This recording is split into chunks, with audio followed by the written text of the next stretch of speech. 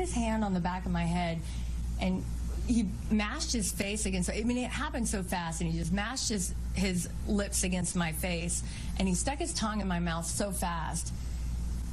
And all I can remember is that his lips were really wet, and it was slimy. In my mind, I called him fish lips the rest of the trip because that's just what it reminded me of. I don't know why.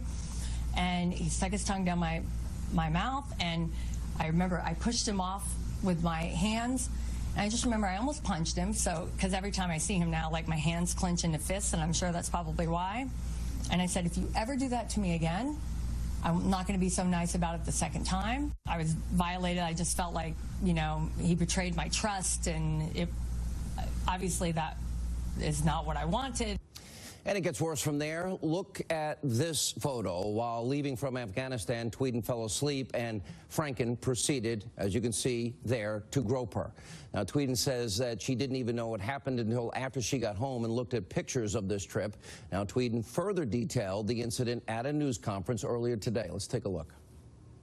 There's a photo of Al doing his, you know, this on my breast, like looking at the camera, just kind of smirking and smiling, like, hey, look at me. He just thought he could get away with it, and that it was okay, and that it was funny. Nothing like that is ever funny. I mean, is it funny if he does that to your sister or your daughter or your wife? In context of already assaulting me backstage and all the little petty things he was doing to belittle me and how he treated me, and sort of, you know, in succession, and then it ended with that. Look, I was afraid to speak out 11 years ago.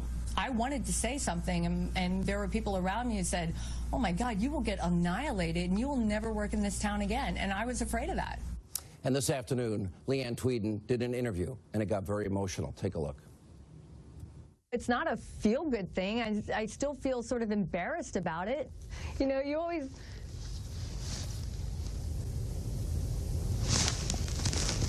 I don't want to be cliche, but, you know, you talk about trying to leave the world a better place for your kids, you know?